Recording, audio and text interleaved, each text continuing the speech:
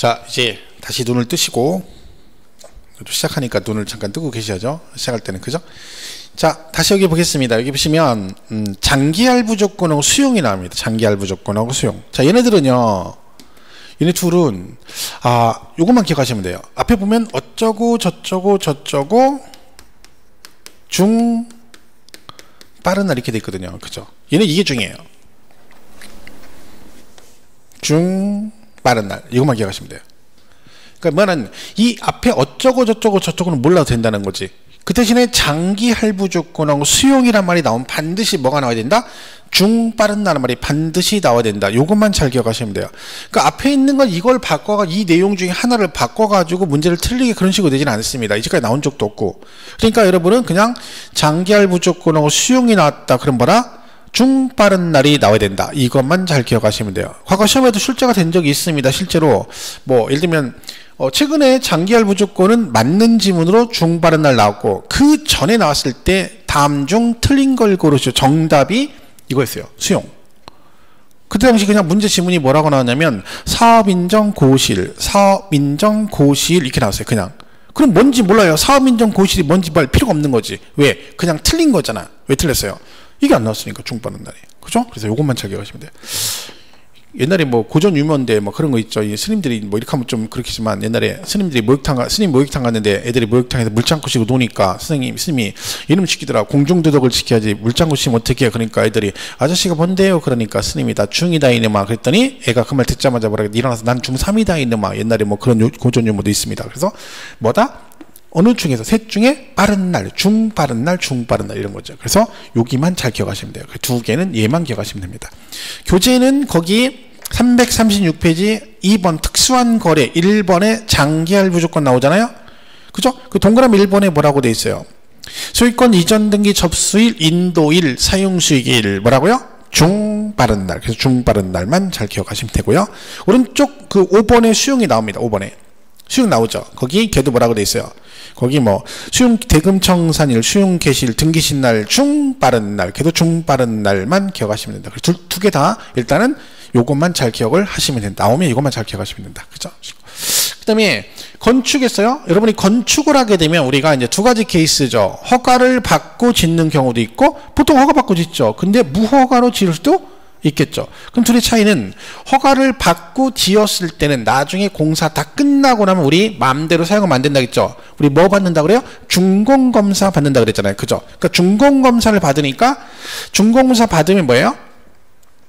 다 나중에 사용승인서를 교부해 줍니다. 그래서 얘는 뭐다? 그 사용승인서 교부일 그럽니다. 여기는 뭐라고요? 중빠른 날만 기억 안 됐죠? 얘도 중빠른 날. 그죠? 그랬고.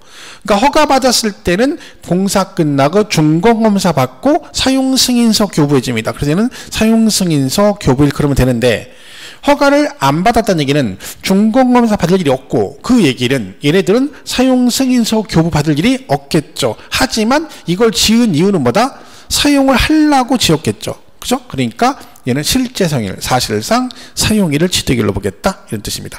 자, 그럼 여기서 하나만 물어볼게요. 자, 이게 있죠. 수용은 얘네들은 이 중에서 중 빠른 날. 그죠?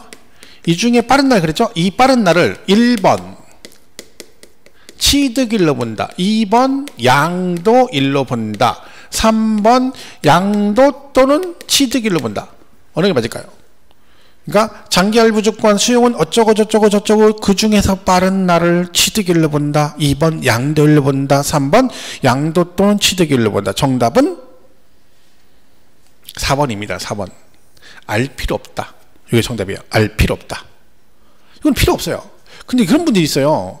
막 이걸 보고요. 얘는 이 날을 취득일로 보고 얘는 이 날을 양도일로 보고 얘는 이 날을 양도 또는 취득일로 보고 여기에 막 집중해가지고 막 하시는 분인데 그거 할 필요 없습니다. 해봤자 엄청 헷갈리고요. 그리고 중요한 건 시험에도 안 물어봐요. 그걸.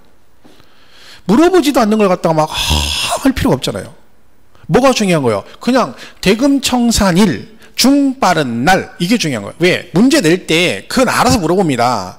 그 얘네들이 물어보는 것은 이날을 취득일이냐 이날을 양도 이걸 물어보는 게 아니라 언제를 취득일로 보고 언제를 양도일로 보냐 이걸 물어보는 거죠. 그죠? 그러니까 여러분이 쓸데없이 그런 거에 꽂혀가지고 막 고민하고 그럴 필요가 없어요.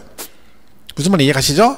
뭐만 기억하시라고? 언제냐? 사용승인서 기부일. 무허가 그러면 사실상 사용일. 그러면 되지? 사실상 사용일을 양도일로 본다. 취득일로 본다. 이런 데 꽂히면 안 된다. 그죠? 그걸 꼭 기억을 하셔야 됩니다. 쓸데없는 공부하시면 안 돼요. 자, 쉬고. 그 다음에 상속을 받으면 당연히 모든 상속은 돌아가셔야 상속이니까 돌아가신 날을 가겠죠. 상속이 개시된 날. 그리고 증여는 증여받은 날 그럽니다.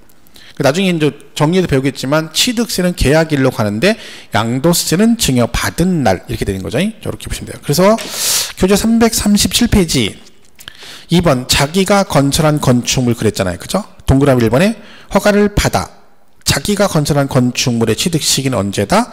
사용 승인서 교부일 그랬잖아요. 그죠? 그리고 그 다음에 동그라미 2번에 허가를 받지 않고 건축했대. 걔는 언제다? 사실상 사용일이다. 그렇죠? 이렇게 보시면 됩니다.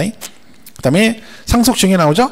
3번 상속 증여. 상속은 무조건 돌아가신 날. 상속 기실. 그리고 증여는 증여받은 날 이렇게 가죠. 이렇게 정리하시면 됩니다.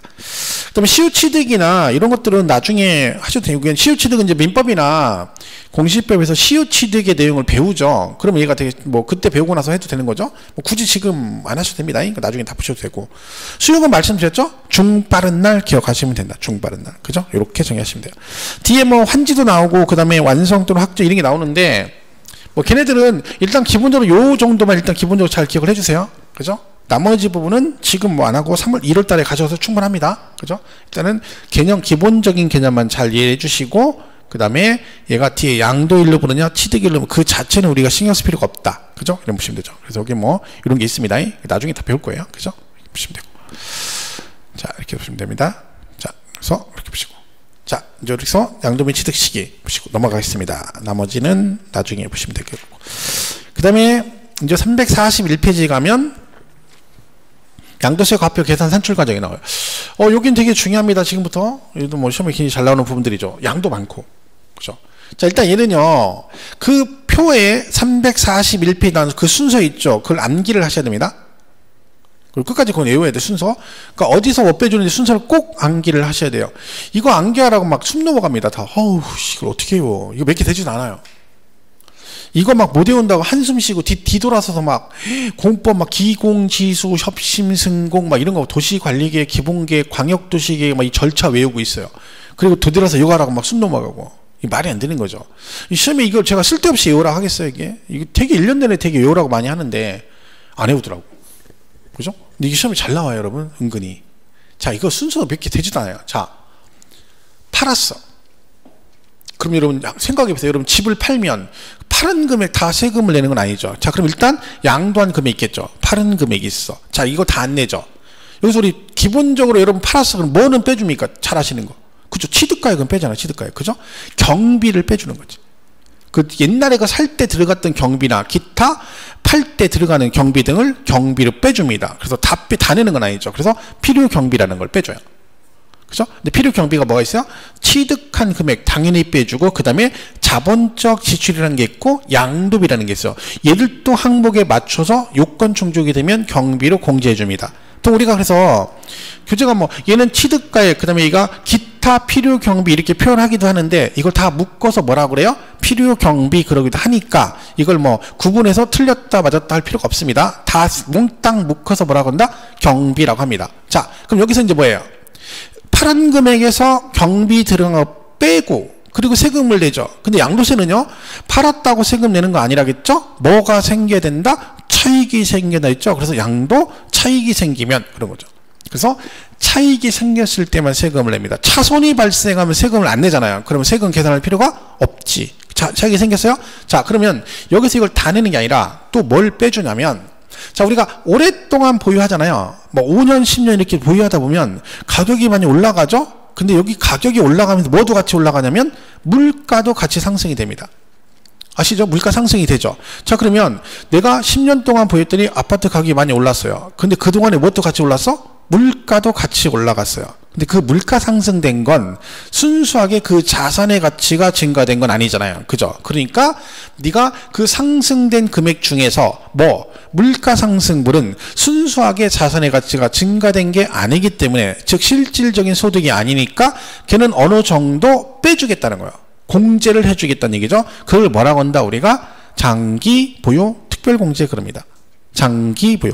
말 그대로 장기간 보유하면 내가 특별히 뭐 해주겠다? 공제를 해주겠다. 말 그대로 장기 보유 특별 공제 그런 겁니다. 자, 그럼 여기서 이 장기 보유 특별 공제는 뭘 해주는 거냐? 이걸 딱 나온 머릿속에 이게 딱 박혀 있어야 돼요. 얘는 물가 상승분을 빼주는 거예요. 물가 상승분 말씀하셨죠? 그러니까 물가가 올라간 부분을 공제해 주겠다. 이게 머릿속에 딱 박혀 있어야 돼요. 그러니까 이 장기 보유 특별 공제를 이해할 때는 얘는 물가 상승분을 빼주는 거야 라고 이해를 하고 그걸 가지고 대입해서 얘를 이해해야 쉽게 풀 수 있는 문제를. 안 그러면 다 외워야 돼요. 그죠? 자, 그러면 예를 한번 들어볼게요. 얘가 여러분이 외국에 있는 부동산을 팔았어요. 외국에 있는 부동산을 팔았어. 그러면 장기보유 특별공제 해줄까요? 안 해줄까요? 이게요, 작년 시험 문제에도 지문이 작년에 나왔어요. 작년에도 국외자산 양도에 대해서 시험에 나왔는데 그때 정답으로 얘가 나왔어요. 외국에 있는 물건을 팔았을 때 장기보유 특별공제 받을 수 있다 없다? 없다. 근데 이걸 외워요? 장기보유는 국내 자산만 되고 국외 자산 안 돼. 외웠다 쳐봐요. 그러면 이게 엉킬 수도 있잖아요. 근데 외우더라도 어떻게 이해하셔야 돼? 왜 장기보유는 국외자산 양도세를 안 해줘요? 왜 안 해줄까요? 얘가 뭘 해주는 거라고요? 물가 상승분 빼주는 거라니까. 그럼 물가 상승분은 어느 나라 물가 상승분? 우리나라 물가 상승분을 빼주는 거지. 외국의 물가 상승된 걸 우리가 빼줄 필요 없잖아요. 외국의 미국이나 일본이 물가 상승됐든 말든 우리가 뭔 상관이 있어. 그죠? 그러니까 국내 물가 상승분을 빼주는 거니까 국외자산 양도세는 장기보유를 안 해주는 거예요.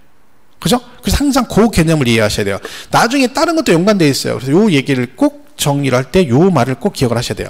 그래서 이제 나오죠? 그럼 양도 소득금에 있는 게 나와요. 그럼 여기서 이제 뭘 빼죠? 양도소득 기본공제를 빼주면 과세표준 이렇게 나옵니다. 자, 그럼 여기서 보시면 얘는 장기 보유 특별공제죠. 얘는 양도소득 기본공제입니다. 그럼 여러분 보세요. 얘는 이름 보세요. 장기간 뭘 해야 돼요? 보유해야 공제받아요. 그리고 얘는 받으려면 보유를 해야 돼. 그죠? 그리고 특별공제니까 무슨 뜻이에요? 다 해주지 않고 특별히 니네만 이런 뜻이잖아요. 그러니까 특별공제 뜻은 양도세 과세상 전체가 다 공제 대상이 되는 건 아니란 뜻이잖아요. 그러면 이걸 한마디로 차별하는 거죠. 보유기간도 따져야 되고 그 다음 뭣도 따져야 돼? 그죠? 과세 대상도 제한을 받잖아요. 그런데 기본은 뭐야? 말 그대로 기본이니까 기본의 뜻은 뭐다? 차별한다 안 한다? 안 한다는 얘기죠. 누구나 똑같이 해주겠다 그런 뜻입니다. 그죠? 그러니까 누구나 그러니까 얘는 보유기간도 안 따지고 뭣도 안 따져. 대상도 안 가리고 몽땅 다 해주는 거예요. 그죠? 그래서 빼주면 과세 표준이 나옵니다. 그럼 여기서 순서를 외울 때 파는 금액 경비 빼고 남은 거네 여기까지는 가죠. 근데 이제 장기 보유와 기본 공제 두 가지 공제가 있는데 이거 순서가 엉키는 분들이 있어요. 어디서 빼주는 헷갈리는 분이 있는데 이건 헷갈리면 말이 안 되는 게 여기 아니면 여기서 빼주겠잖아요. 그죠? 근데 보세요. 얘 이름이 뭐예요? 양도소득 기본공제네요. 그럼 양도 차익에서 빼줘야 되겠어요? 양도소득 기본공제니까 양도소득금액에서 빼줘야 되겠어. 이 초딩도 아는 얘기죠. 양도소득 기본공제니까 양도소득금액에서 빼줘야지. 그러면 얘 빼주고 여기밖에 없죠. 장기보유는 양도 차익에서 빼주는 겁니다. 그래서 이것도 세상에 헷갈린다 해가지고 이렇게 외우시면 되죠. 양도 차익에서 장기 보유 빼면 양도 소득 기본공제는 여기서 빼준다. 그래서 양차장은 양속이다. 뭐야? 차장인데 성씨가 양씨인데 이름 직급이 차장이래. 양차장님은 이름이 양속이래. 그래서 양도 차익에서 장기 빼주고 양도 소득 양속이니까 양도 소득 금액에서 기본공제 뺀다. 이런 거 하는 분도 있더라고. 근데 이게 뭐가 필요냐는 거지.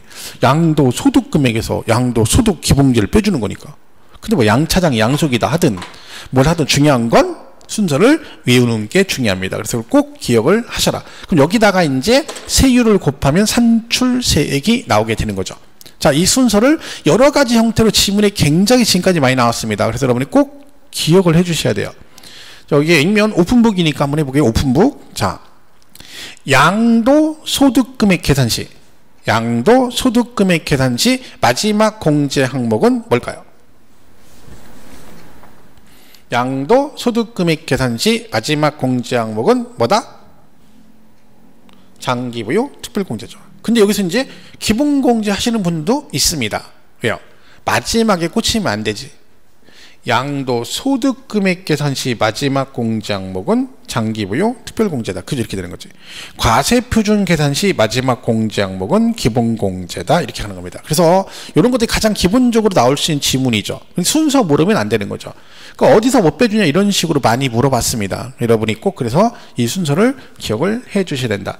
그럼 이제 그 다음에 나오는 게 이제 순서 가지고 이제 여기 하나씩 들어가는 거예요. 그죠? 그러면 여기 양도가액 있고 취득가액 있죠. 그럼 얘네들은요 원칙이 뭐예요?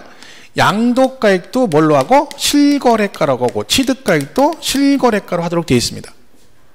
그러니까 과거에는 기준시가로 가는 경우 막 다 기준시가로 공시가격으로 가는 경우도 있어요. 지금은 무조건 뭘로 가야 돼? 실거래가로 가야 됩니다. 그러면 파는 금액도 실제 양도한 금액으로 계산하고 취득가액도 실제 취득 금액을 빼줘가지고 양도 차익을 계산하는 뜻이거든요. 그런데 이 실거래가는 문제가 뭐예요? 입증을 해야 돼요. 내가 얼마에 팔았대. 말로만 하면 안 되죠. 나 옛날에 얼마에 샀으니까 이거 빼달래. 그랬더니 입증. 근데 그걸 얼마에 샀는지 나한테 입증해봐. 그랬더니 나를 뭘로 보는 거예요? 내가 하늘을 세 점밖에 부끄러움이 없는 사람인데 세상에 그걸 나를 못 믿고 나를 뭘로 보냐고 막 쌍심 주고 욕하고 그러면 되겠어? 안 되겠어? 인정 안 해줍니다. 자, 그러면 실거래가 입증하려면 얘네들은 다 기본적으로 보통 뭘 가지고 입증할까요?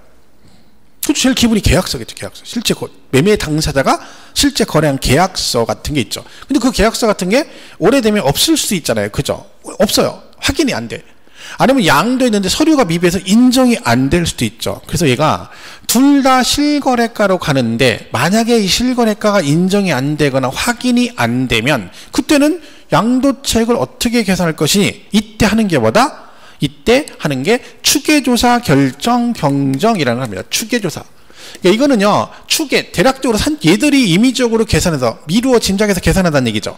무슨 얘기냐면, 니네가 실거래가 확인이 안 되면 우리가 법으로 요거를 정해놨고 얘네들을 가지고 실거래가로 봐서 양도차익을 계산해 주겠다라고 정해놓은 게 있다는 거야. 자, 그럼 이때 이 추계조사할 때 적용이 양도가액이 실거래가가 안 돼서 추계조사 결정하게 되면 순서가 매, 감, 기 이렇게 순서로 갑니다. 자, 매, 감, 기가 뭐냐면 얘는 매매 사례 가액이란 뜻이에요. 매매 사례 가액. 무슨 뜻이냐면 내가 양도했는데 내 양도가액은 실거래가가 인정이 안 됐어요. 근데요, 여러분이 100일동 101호에 살아. 근데 내가 양도하기 전후 3개월 안에, 그러니까 한 달 전에 101동 102호가 5억 원에 팔렸어. 그럼 101동 102호가 5억 원, 앞집이 5억에 팔렸으면 우리 집도 그 정도 가겠죠. 그죠? 그러면 뭐 한다는 거야? 네 거 실거래가는 없지만 너랑 비슷한 매매된 사례 양도가액이 있으니까 요게 있으면 이거를 네 양도세 계산할 때 실제 양도가액으로 인정을 해주겠다는 뜻이죠. 자, 근데 매매된 사례가 없어. 나하고 비슷한 매매가. 그러면 감정가액으로 갈 수 있다. 그러니까 아파트 같은 게 거의 있다고 볼 수 있죠. 근데 단독주택 같은 경우는 매매가 뭐 많이 되는 게 아니라서 비슷한 가격이 없을 수도 있죠. 근데 뭘 받았어? 감정평가를 받았어. 그러니까 최근에 은행이 대출 받으려고 감정평가를 받았어요. 그러면 그 감정평가 기관에서 감정한 금액이 있겠죠? 그럼 그 감정가액을 실제 양도가액으로 인정해 주겠다. 근데 그것도 없다? 그러면 마지막으로 기준시가로 갑니다. 기준시가는 뭐 있죠. 항상 공시가격이니까. 자, 그 다음에 취득가액이 실거래가 확인이 안 된다? 그러면은 매, 똑같아요. 매, 감, 얘는 환기 이렇게 돼 있어요. 자, 뭐예요? 얘도 나하고 비슷한 매매 사례가 있다? 그럼 취득가액으로 가고, 감정가액 있다? 가고. 그런데 그것도 없다? 그럼 얘인데 이게 뭐냐면 환산 취득가액이라고 그래요. 환산 취득가액. 그러니까 말 그대로 취득가액을 환산하는 거야. 기준시가 비율로 환산하는 방법이 있습니다. 근데 뭐 여러분 이거는 뭐 굳이 지금은 제가 볼 때는 안 해도 될 것 같고요. 1월달 강의할 때 이 부분 설명할 건데, 자, 일단 얘는 감정 있으면 가고 없으면 환산하는 방법이 있고요. 그래도 없으면 기준시가로 갑니다. 자, 이렇게 해서 요게 순서인데, 자, 얘가 시험에 은근 잘 나오는데 얘는 뭐가 중요하냐? 이 순서가 바뀌면 안 됩니다. 순서가 바뀌면 안 되고, 그리고 이 환산 취득가액은 취득가액을 추계할 때만 적용되고 양도가액은 적용하지 않습니다. 요 두 개만 물어보는 거예요. 순서가 절대 바뀌면 안 되고, 그죠? 그러니까 요것만 계속 가지고 시험을 내요. 실제로 최근에도 몇 번 나와서 시험해요. 그래도 정답으로도 여러 번 냈어요. 이런 거 되면 진짜 주워먹기 문제죠. 자, 양도가액이 실거래가라고 하면 취득가액도 실거래가로 간다겠죠. 근데 양도가액이 실거래가 안 되면 내가 매간기로 간다 했죠. 매간기 추계. 얘는 매감한기 이렇게 가는 거예요. 순서 바뀌면 안 된다겠죠. 순서 바뀌면 안 되고 그 다음에 환산은 취득가액을 추계할 때만. 근데 여러분 이거 헷갈리면 웃기는 게 얘 이름이 환산 그다음 뭐예요? 환산 취득가 얘기잖아. 이름이 환산 취득가액이야. 근데 이거를 양도가액을 추계할 땐 적용하고 취득가액은 적용하지 않는데 그때 이걸 가지고 고민해. 웃긴 거죠. 말이 안 되는 얘기잖아. 그죠? 여기가 환산, 이름도 환산 취득가액이잖아. 그죠? 이렇게 해서 순서 바뀌면 안 되고. 그러니까 무슨 얘기냐면 매매 사례 가액도 있고요. 감정받은 금액도 있다는 거야. 그러면 감정가액 가면 안 된다는 거야. 얘가 선수이니까 두 개 다 있어도 매매 사례 가액으로 양도세 계산을 한다는 뜻입니다. 이해 가시죠? 순서 바뀌면 안 되고 환산 취득가액 누구만 적용한다고요? 취득가액만 적용하고 양도가액은 적용하지 않는다. 이렇게 하는 거죠. 그죠? 보시면 되고. 그 다음에 얘가 보시면 아까 취득가액하고 그 다음에 경비가 이거죠. 이 세 개가 필요 경비잖아요. 그러면 이 자본적 지출과 양도비는요. 이 취득가액 잘 보세요. 취득가액이 실거래가가 확인이 되면 이걸로 간다 했죠. 그럼 얘가 실거래가로 가면 자본적 지출과 양도비를 필요 경비로 해줍니다. 이 말은 이 자본적 지출과 양도비 항목은 언제 필요 경비로 인정된다는 거예요? 취득가액에 실거래가가 있을 때만 자본적 지출과 양도비를 필요 경비를 한다는 뜻이에요. 그럼 이 말은 얘가 실거래가 확인이 안 돼서 뭘 하게 되면 추계조사 결정, 즉 매감한기로 가게 되면 그때는 얘네들을 필요 경비를 할 수가 없다는 뜻이죠. 무슨 말인지 이해가시죠? 왜요? 얘는 언제만 원칙적으로 필요 경비로 인정된다? 취득가액이 실거래가가 확인돼서 실거래가 적용할 때만 얘가 경비로 들어가. 그럼 얘가 실거래가 확인이 안 돼서 추계조사 결정하게 되면 얘를 경비로 쓸 수가 없죠. 그럼 경비를 안 빼주면 안 되잖아요. 그래서 이때 하는 게 뭐냐면 필요경비 계산공제라는 겁니다. 필요경비 계산공제. 그러니까 이거는 뭐야? 이 경비를 얘네들이 국가에서 임의적으로 필요경비를 대략적으로 산출해서 자기들이 정해놓고 그만큼 공제를 해준다. 말 그대로입니다. 그래서 필요경비 계산공제를 적용한다. 그러니까 여기서 그러니까 공제율도 나오는데 그건 우리가 외울 거 아니고요. 일단 여기서는 뭐 정도 보면 돼요. 얘가 취득가액의 실거래가를 적용할 때는 자본적 지출과 양도비를 필요 경비를 하는데 그 실거래가 확인이 안 돼서 추계조사 결정을 하게 되면 그 자본적 지출과 양도비 대신에 뭘 적용한다? 필요 경비 계산공제를 적용한다. 그죠? 이렇게 해서 이 내용, 여기서는 그런 내용만 좀 정리를 해 주시면 되겠습니다. 자, 그러면 이제 이 내용이 좀 더 가면 이렇게 되는 거죠. 좀 더 하면 자, 여기 양도가액을 실거래가로 적용하면 자, 여기서 취득가액도 실거래가로 가고 양도가액 기준시가 적용하면 취득가액도 기준시가. 이게 무슨 얘기냐면 양도가액을 실거래가로 가죠. 그럼 취득가액도 뭘로 가? 실거래가 적용해요. 근데 얘가 만약에 기준시가로 가게 되잖아. 그럼 취득가액도 무조건 뭘로 해야 돼? 기준시가를 적용해야 됩니다. 동일 방식 적용이라고 그래요. 그러니까 얘가 둘 다 실거래가 하면 되는데 만약에 양도가액을 기준시가로 가버리면 여기선 얘네들은 실거래가 있더라도 뭘로 가라는 거? 기준시가로 무조건 해서 같은 방식으로 가라는 얘기죠. 이걸 동일 방식 그래요. 근데 거꾸로는 아니에요. 취득가액을 기준시가로 가게 되면 양도가액도 기준시가로 그건 아니고요.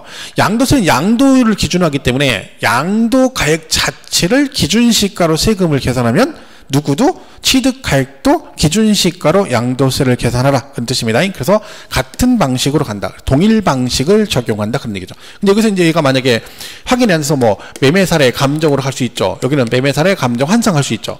그러면 얘네들 그냥 하면 돼요. 무조건 서로 있는 걸로 하면 돼. 근데 얘가 기준시가로 가면 무조건 누구도 취득가액도 기준시가를 적용한다. 이건 나중에 좀 더 설명드릴게요. 환산 설명하면서 설명할 거니까 일단 이런 게 있다 보시면 되고.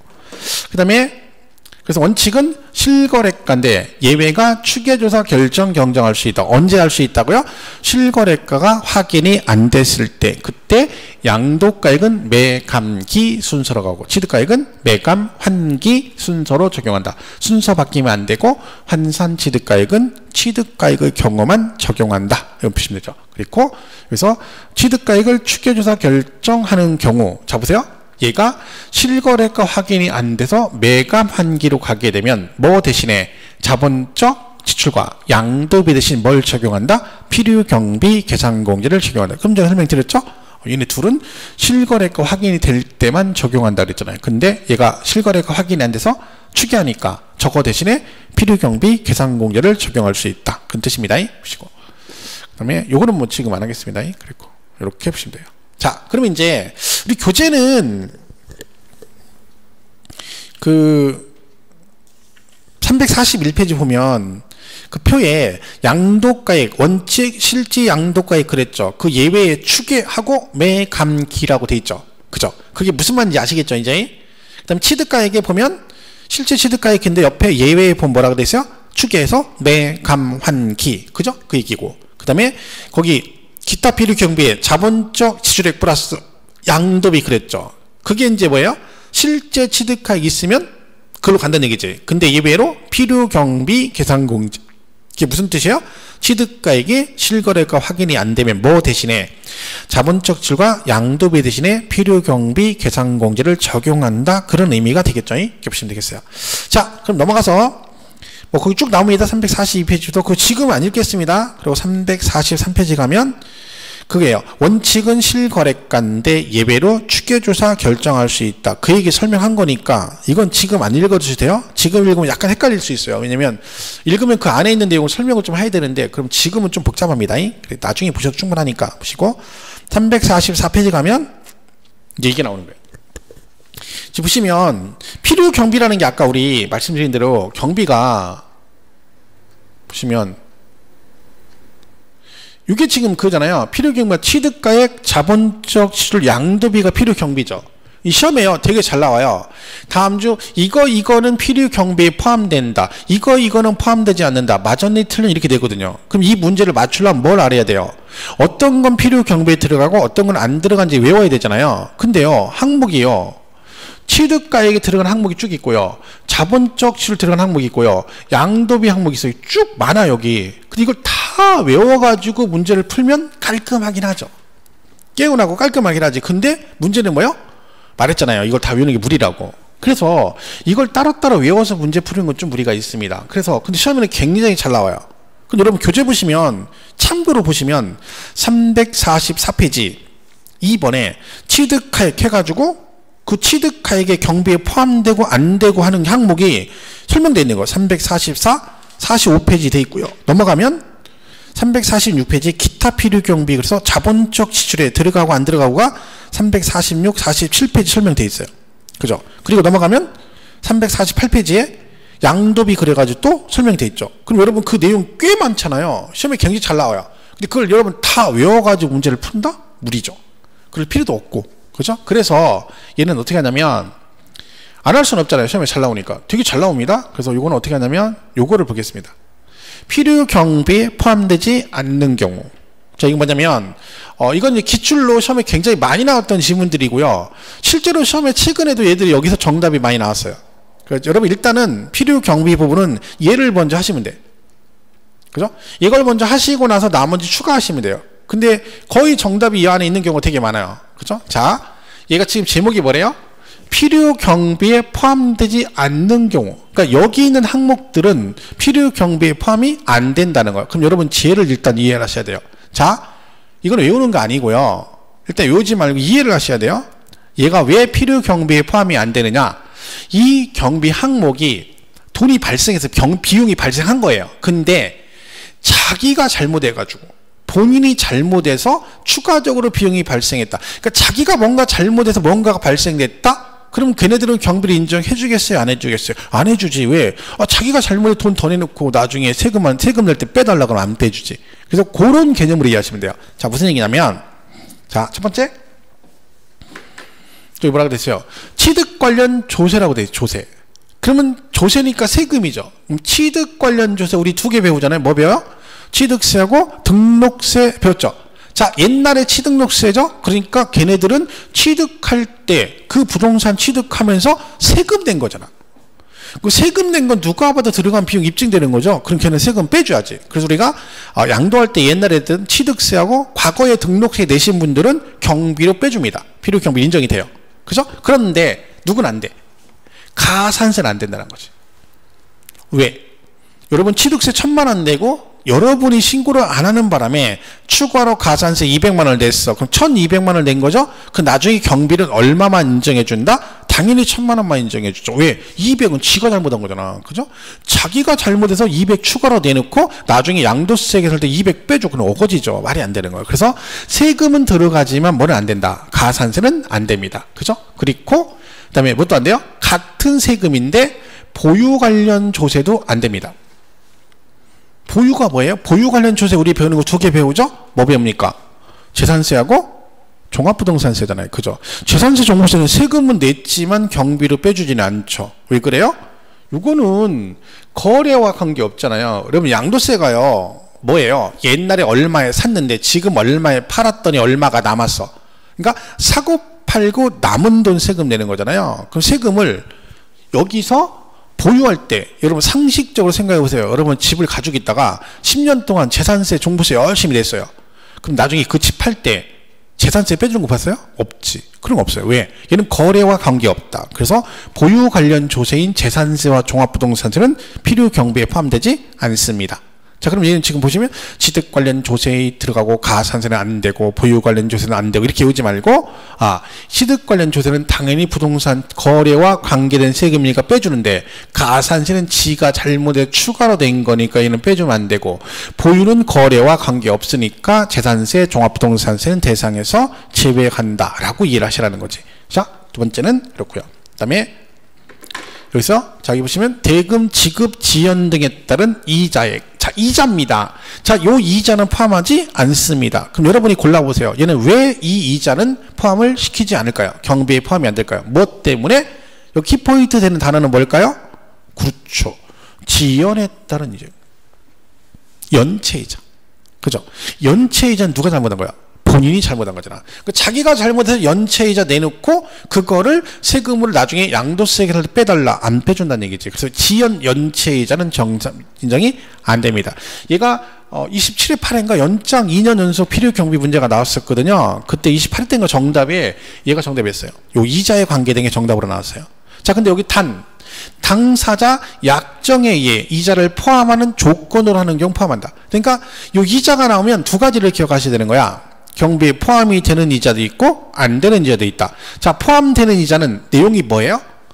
당사자 약정에 의해서 이자를 포함하는 조건으로 계약을 했다. 무슨 뜻이에요? 그러니까 우리 할부 같은 거 할부 계약할 때 처음부터 할부는 어떻게 해요? 당사자가 계약할 때 원금의 그 할부 이자 포함해서 처음부터 계약을 하자 약정을 하잖아요. 그리고 나서 그 원금의 이자 포함한 걸 분할로 할부하는 거죠. 그러니까 요 이자는 약정으로 처음부터 한 거니까 나중에 얘도 경비에 포함이 되는데 그 취득가에 포함을 시켜주는데 그걸 내다가 할부로 내다가 연체해가지고 추가로 연체이자가 발생했어. 그 연체이자는 누구 잘못이에요?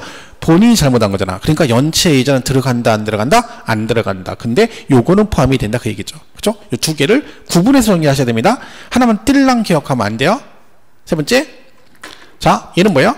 뭔가가 시가가 초과됐다는데 앞에 뭐라고 돼 있어? 부당행위라는 거죠. 그럼 얘는 그냥 단순하게 생각하셔야 돼요. 부당행위란 말은 뭔가 얘가 세금 포탈 의도를 가지고 그런 뜻이잖아요. 그죠? 그러면 얘가 세금 포탈 의도를 가지고 했으니까 그거 가지고 원래 시가보다 뭐 했대요? 초과됐대. 그럼 뭐요?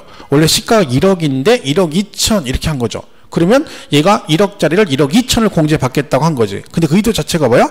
세금 포탈 의도를 가지고 했다. 그러면 그 초과되는 부분은 경비를 인정해 주겠어요? 안 해주겠어요? 당연히 안 해주겠죠. 그래서 얘는 뭔다? 시가 초과되는 금액은 포함하지 않는다. 그죠? 이런 얘기죠. 보시면 되고. 또 하나는 이제 수익적 지출 그래요. 수익적 지출. 자, 수익적 지출이란 말은 자, 우리 아까 앞전에 이런 말이 있거든요. 자본적 지출이란 말이 있죠. 자본적 지출. 자, 얘는요. 얘는 같은 얘도 지출이고 얘도 지출이에요. 그죠? 같은 지출인데요. 자본적 지출은요. 그 자산의 가치를 증가시키는 지출이에요. 자산의 가치가 증가되는 지출이고 얘는 현상 유지 비용이에요. 현상 유지. 자, 무슨 얘기냐면 여러분 그 아파트 베란다 확장 공사할 때 돈 들어가잖아요. 그죠? 그러면 그 확장 공사할 때 들어간 비용이 있죠. 그럼 얘는 베란다 확장 공사를 하게 되면 그 아파트의 가치가 올라갑니까? 떨어집니까? 올라가죠. 그죠? 그러면 그 아파트 베란다 확장 공사를 들어간 비용이 있죠. 그거는 그 자산의 가치를 증가시키는 지출이네요. 그럼 뭘로 들어가? 자본적 지출에 해당되네요. 그러면 걔는 뭐다? 필요 경비에 포함이 돼서 공제를 받을 수 있습니다. 근데 수익적 지출은요, 현상 유지 비용이라는 거지. 현상 유지 비용. 예를 들면 이건 지출을 했는데 그것 때문에 아파트 가치가, 부동산의 가치가 올라가는 건 아니라는 거지. 자, 예를 들면 페인트 칠했어요. 보기는 깔끔하죠? 근데 뭐요? 그것 때문에 가치가 올라가는 건 아니죠. 그죠? 그렇잖아요? 그러니까 여자분도 화장하잖아. 얼굴에 화장한 거죠. 비용 들어갔죠. 하지만 그 화장했다고 해서 그분이 그런 건 아니잖아요. 보기는 좋은데 왜? 문제는 뭐예요? 그런 지움은 원위치. 원상회복되잖아. 그죠? 그러니까 그 했을 때만 잠깐 그러는 거지 전체적으로 완전히 바뀌는 건 아니잖아요. 그죠? 현상 유지 비용이죠. 아니면 뭐 싱크대 교체하다든가 장판 교체하다든가 벽지 교체 같은 걸 했다는 거죠. 그러니까 옷을 내가 명품 옷을 입었다고 해서 가치가 올라가는 건 아니죠. 왜? 벗으면 똑같으니까. 그죠? 현상 유지라는 거지. 그런 것들은 인정이 안 된다는 거야. 그럼 예를 들면 이런 거잖아요. 아파트 같은 앞집인데 앞집에 자기는 5억에 되는 여기는 5억 5천 받는데 왜 그러냐니까 저쪽에서 뭐라 그래. 당신은 왜 5억 5천이나 내놨어? 그랬더니 야, 니네 집 화장실 뭐야? 일반 양변기지. 우리는 얼마 전에 비대로 바꿨어. 그죠? 화장실이 변기가 비대야. 그러면 우리 집은 비대니까 쟤보다 아파트 비대 설치하면서 아파트 가치가 올라가가지고 더 받아야 돼? 말이 안 되는 거지. 현상 유지 비용이다. 그래서는 현상 유지 비용이고, 그러니까 여자들로 말하면 수익적 지출은 뭐라고 생각하면 돼요? 그죠? 화장품 비용이다. 화장품 비용이 많이 들지만 지움은 원위치. 그런데 자본적 지출은 성형수술 비용이다. 그러면 양악수술 같은 걸 했어요. 그러면 지출됐죠? 그러면 가치가 올라가잖아. 왜? 사람 완전 바뀌잖아요. 그러니까 이는 자산의 가치를 증가시키는 지출이고, 화장품 비용 현상 유지 비용이니까 현상 유지 비용은 경비로 인정이 안 된다. 시험은 그냥 수익적 지출 같은 경우는 내용 안 물어보고 수익적 지출 이렇게 나옵니다. 그러면 얘는 경비에 포함되지 않는다. 이렇게 보시면 되고요. 그 다음에 양도 간접 비용이라고 돼 있어요. 그러니까 간접 비용이죠. 직접 비용이 이제 있는데 뭐 직접 비용을 왜 거는데 뭐 이런 거죠. 뭐 양도할 때 직접 들어간 비용. 대표적인 게 뭐 중개사 수수료, 그죠? 공증 비용, 인지대, 뭐 양도세 신고서 작성 비용 이런 것들이죠. 그런 것들은 전부 다 포함이 됩니다. 그죠? 들어가는 것. 간접 비용의 대표적인 광고비 같은 걸 말합니다. 광고비. 그러니까 뭐 왜 우리 교차로 광고나 뭐 아니면 뭐 일간지에다가 광고 같은 거 할 수 있잖아요. 부동산. 그럼 그것도 비용이 들어간 거잖아요. 하지만 이런 걸 경비를 빼주지 않죠. 접대비 같은 거 있죠? 이런 것들은 간접 비용이기 때문에 양도세 계산할 때 직접 관련된 게 아니다 해서 경비로 인정이 안 되고요. 그럼 제목은 물어봅니다. 얘는. 그죠? 그 다음에 여기 필요 경비로 산입된 금액. 이랬어요. 요거 이 말이 되게 중요해요. 자, 뭐라고요? 필요 경비로 산입된 금액. 이 말은요, 이미 이 말 뜻은 다른 세금, 다른 소득금액 계산할 때 이 금액이 다른 데서 이미 경비로 포함돼서 공제를 받았다는 뜻이에요. 그죠? 근데 여기서 이미 공제 받았는데 이걸 또 여기서 해주면 이중공제가 되잖아요. 그래서 여러분 머릿속에 필요 경비 산입됐다. 그럼 여기는 포함하지 않는다. 이렇게 이해하시면 돼요. 자, 예를 들면 이런 거예요. 대표적으로. 여러분 상가를 10억에 샀어요. 상가를. 그죠? 10년 동안 임대를 했어요. 10년 동안 임대. 10년 동안. 그죠? 그럼 그동안 뭘 했어? 종합소득세를 냈겠죠. 근데 얘가 이걸 내면서 여기서 얘가 감가상각이 되잖아요. 그 감가상각이 되면 세월이 흐르면 감가가 되죠. 그러면 그 감가상각비를 경비로 빼줍니다. 그래서 이 사람이 10년 동안 여러분 상가 임대하면서 1년에 1,000만 원씩 10년 동안 1억을 뭘 받았어? 비용으로 공제를 받았어요. 그죠? 왜? 매년 소득세 신고할 때마다 감면받았잖아요. 세 공제 받은 거죠. 그런데 이 상태에서 이제 10년 동안 10억에 사가지고 1억을 감면을 받았어요. 그리고 나서 나중에 이걸 팔아요. 양도해요.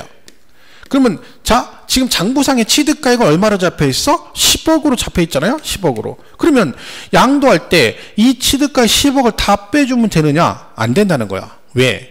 자, 요 10억 안에는 뭐가 있어요? 그동안 10년 동안 뭘 받았어? 감가상각비로 경비로 1억 10년 동안 1,000만 원씩 1억을 공제받았잖아요. 그러면 이 10억 안에는 그동안 공제받은 감가상각 1억도 포함이 되어 있는 거잖아. 그죠? 그러니까 여기서 10억을 다 빼주면 이때 양도 말고 부동산 임대소득에서 임대하면서 감가상각 1억 공제 받았죠. 경비로. 그리고 여기서 10억을 다 빼줘버리면 이중공제가 되는 거야. 그죠? 왜? 여기서 1억 10년 동안 공제 받았는데 경비로 인정받았는데 여기서 또 빼주면 이중공제잖아. 그래서 양도소득금액 계산 시 다른 소득금액 계산 시 필요 경비로 산입된 금액 여기서 얼마? 1억이죠. 이거는 이미 공제로 산입돼서 공제 받았으니까 이 산입된 금액은 여기서 필요 경비에 포함한다 안 한다? 제외한다 그래야지. 그러니까 여기서 빼줘야 되는 거지. 그래서 1억 빼고 나머지 얼마? 9억만 경비로 인정을 받는 게 맞다는 얘기입니다. 그래서 필요 경비로 산입된 그럼 이미 저쪽에서 공제 받은 거니까 여기서 포함되면 이중 공제니까 이 문제 키포인트는 이겁니다. 필요 경비로 산입된 금액 이 말만 기억을 하시면 되는 거야. 그죠? 그래서 여기 시험에 실제 시험에 이 말이 되게 많이 나옵니다. 이 산입된 금액이란 말이. 그러면 지문이 막 길게 나와요. 앞에 다 필요 없어요. 요 단어가 키포인트예요. 그죠? 상식적으로 생각하면 돼요. 제가 이미 다른 데서 공제를 받았대 이만큼은. 그럼 누가 봐도 이쪽에 또 팔 때 또 빼주면 이중으로 빼주니까 그러면 안 되잖아요. 그래서 산입된 금액은 제외한다. 그죠? 이렇게 보시면 됩니다. 그래서 얘 대표적으로 필요 경비에 포함하지 않는 경우에 해당하는 항목입니다. 요거는 이 내용만 잘 보셔도 꽤 많이 볼 수 있습니다. 시험에 되게 많이 나오는 거고요. 그러면 여기 지금 6번까지는 필요 경비에 포함하지 않는 경우. 그래서 이걸 외우시면 안 돼요. 이 눈 감고 외워요. 눈 감고 취득 관련 주세, 가산세, 필요 경비, 보유 관련 주세 하고 눈 감고 눈 뜨면 다행이죠. 눈 뜨고 외우다가 나는 눈을 감으니까 잠이 오면 나는 잠을 또 자버리지. 극적으로 눈을 떴더니 생각 하나도 안 나죠. 그죠? 졸리기만 하는 거, 잠만 자는 거야. 그러니까 하지 말고 취득 관련 읽으라는 거지.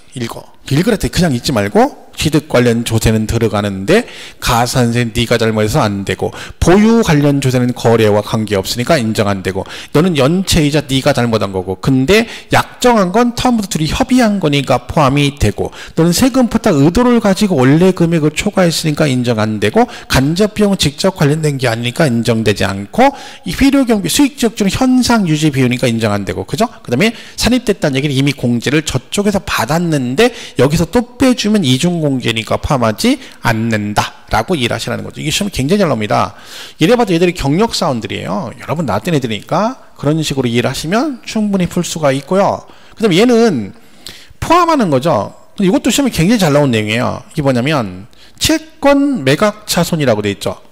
자, 채권 매각 차손은 아까 제가 국민주택 채권 말씀드렸죠. 그 채권 사가지고 바로 환매한다고 했잖아요. 그죠? 그러니까 내가 100만 원을 사가지고 바로 은행에다 팔아버려요. 그러면 은행에서 예를 들면 90만 원 정도 주겠죠. 예를 들면. 그러면 내가 팔면서 10만 원에 뭐가 생겨요?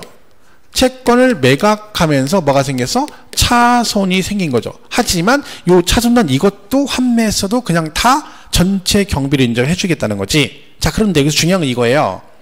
채권 매각 차손은 필요 경비로 인정이 되는데 이 질문이 이거죠. 단 얘가요. 이거를 은행에다가 금융기관에 팔았더니 이렇게 해서 차손이 10만 원 났어요.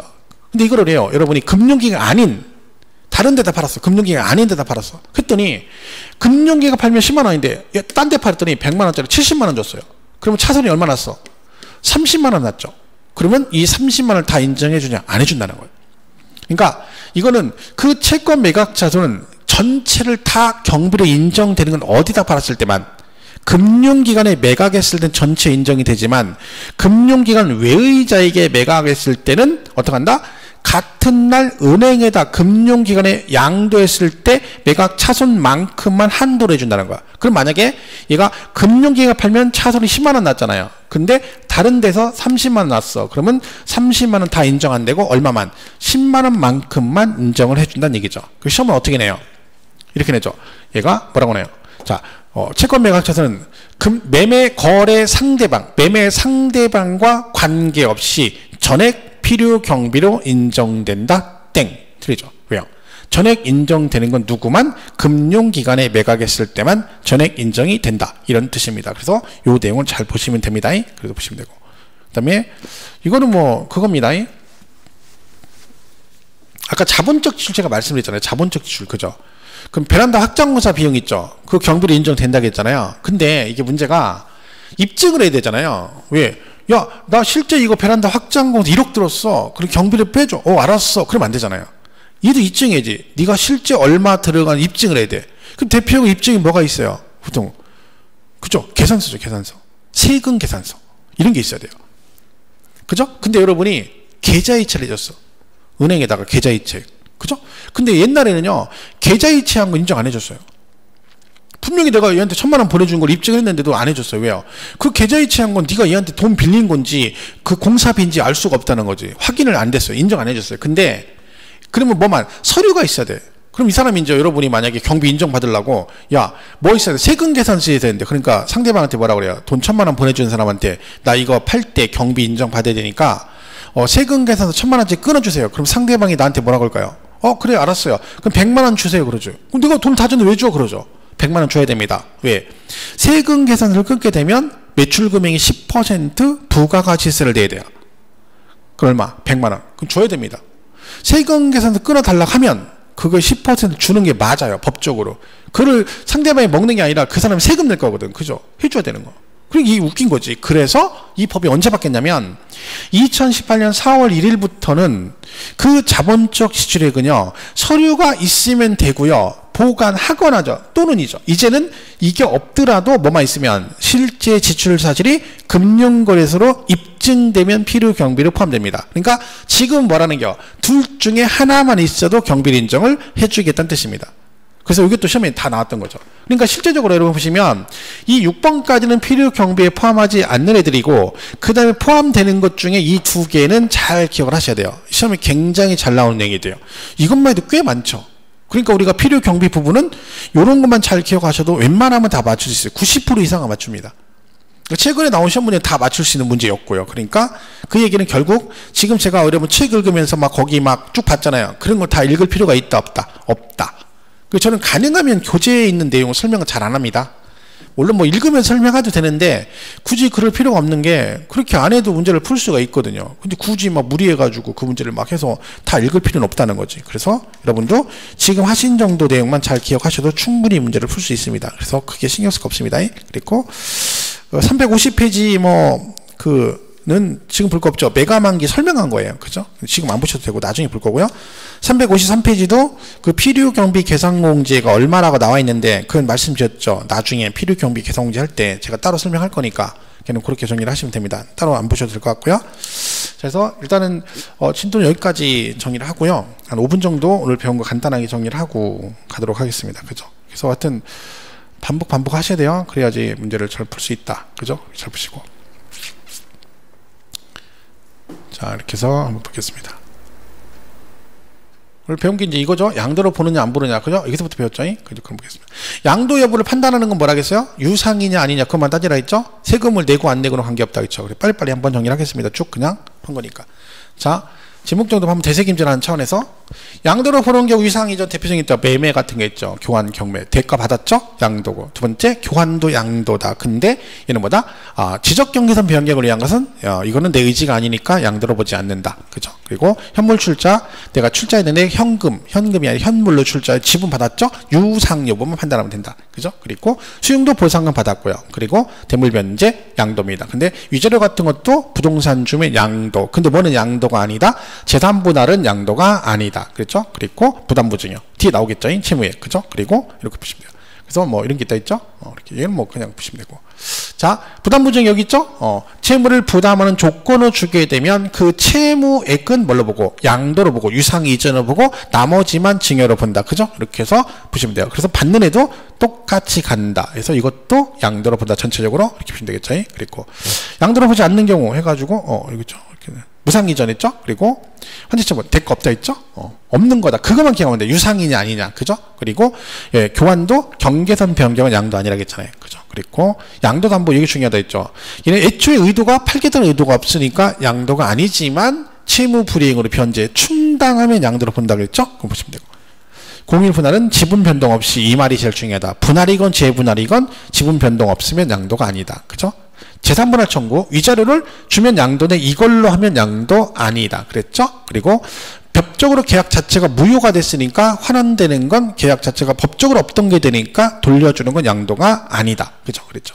그죠? 대상은 부동산 돼 있고 부동산에 관한 권리는 남의 부동산을 내가 이용할 수 있는 권리. 여기서 중요한 건 임차권은 반드시 등기를 해야 된다. 그죠? 그리고 부동산을 취득할 수 있는 권리. 말 그대로 이걸 갖고 있으면 나중에 취득할 수 있는 권리. 기타 자산은 영업권 나오면 한 개, 두 개 더 기억하시고 그 다음에 특정 시설물 이용권, 회원권, 그리고 이축권도 한 개. 그래서 요 노란 거 세 개 잘 기억하셔야 됩니다. 근데 큰 제목 나눠서 기억했죠? 토건목이 같이 가고 주식 따로 가고 파생. 그래서 항상 큰 틀은 주식 빼고 나머지 같이 간다. 파생 지키고. 그죠? 이렇게 보시면 되죠. 그 다음에 매매 양도 시기는 언제 사고 팔았냐? 매매는 대금 청산일. 다른 말로 실제 잔금 지급일을 말하고 그게 불분명하면 등기친 날, 그 전에 등기치면 등기가 빠르니까 마찬가지로 등기친 날로 간다. 그죠? 그랬고 장기 수용은 뭘 기억하시라고? 어쩌고 저쩌고 저쩌고 중빠른 날만 기억하시면 되고 허가받으면 사용 승인서 받는다겠죠? 그 승인서 교부일로 가고 무허가는 허가를 안 받았으니까 사용을 할 거 아니냐. 그래서 사실상 사용일. 상속받으면 돌아가신 날, 증여는 증여받은 날 견댔죠? 여기까지 예는 보시면 된다 했죠? 보시고. 그 다음에 순서 파는 금액에서 경비 빼주고 남으면 차익. 그죠? 양도 차익 나면 여기서 물가상승분 뭘 빼줘요? 장기 부요 특별공제. 그러면 소득금액, 양차, 양소기, 소득금액에서 기본공제, 양도, 소득, 기본공제 빼면 과세, 표준. 순서 꼭 숙지하시라겠죠? 그래서 이제 뭐요? 얘는 실거래가라고 한다 했죠? 그래서 실거래가로 가는데 실거래가인데 실거래가가 인정이 안 되거나 확인이 안 되면 둘 다 추계조사 결정 경쟁할 수 있는데 양도가액 추계할 때는 순서가 매감기. 양도가액은 그렇고 취득가액은 매감환기. 여기 중요한 것보다 순서 바뀌면 안 되고 환산은 어디만 있다? 취득가액만 환산한다. 여기서 자본적 지출과 양도비는 취득가액이 실거래가 확인될 때만 경비로 인정된다. 그럼 제가 없어서 추계조사 결정을 하게 되면 요 두 개 대신에 뭘 적용한다고요? 필요경비 계산공제를 적용한다 라고 정의를 하시면 돼요. 보시면 되고 그 다음에 이건 보시면 되고요. 그 다음에 여기 있죠? 그러니까 실거래가인데 예외가 추계조사 결정한다. 그래서 매감환기, 매감기로 간다는 거 기억하시면 됩니다. 그래서 취득가액을 실거래가 확인이 안 돼 추계조사 결정을 하게 되면 뭐 대신에요? 자본적 지출과 양도비 대신에 뭘 적용한다고요? 필요경비 계산공제를 적용한다. 이렇게 보시면 되죠. 자, 이렇게 보시면 되고요. 필요경비 포함되지 않는 거 이거 외우지 마시라겠죠? 어떻게 정리하시라 했어요? 필요경비에 포함되지 않는 거 이건 자기가 잘못해서 추가로 발생된 건 경비로 인정되지 않는다.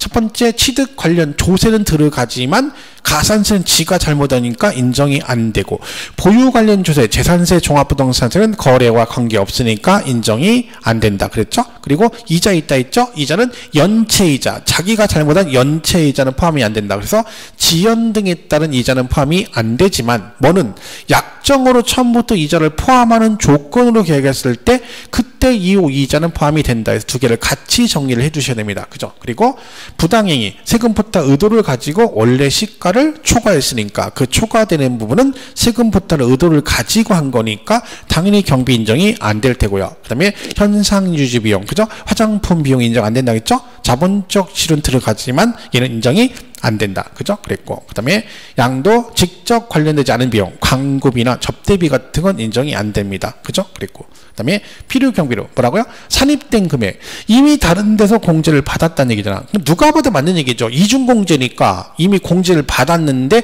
이쪽에 또 빼주면 안 되잖아요. 그래서 이미 산입된 금액이란 말이 나오면 무조건 여기는 포함하지 않는다라고 정리를 하시면 됩니다. 그죠? 그리고 채권 매각 차손도 인정이 되는데 여기서 중요한 건 뭐다?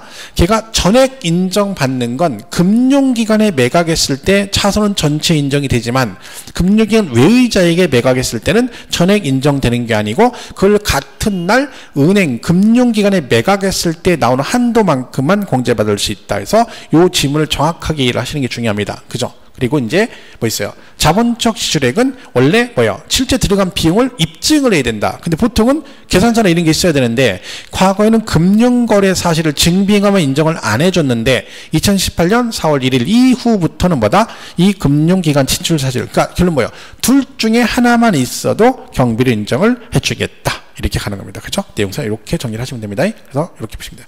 다음 시간에 장기부여 특별공제부터 시작해서 마무리 짓도록 하겠습니다. 연말 얼마 안 남았는데 좀 힘드시고요. 그리고 코로나 때문에 여러 가지 힘드실 텐데 어쩌겠어요. 여기 맞춰서 우리가 잘 건강관리 잘 하셔야 됩니다. 그리고 동영상 들으시는 거니까 시간 맞춰서 꼬박꼬박 들으시는 게 좋습니다. 어쨌든 그게 이제 나중에 굉장히 많이 차이납니다. 뒤 가서. 그리고 힘드셔도 좀만 힘내시고 다음 주에 다시 뵙도록 하겠습니다. 고맙습니다.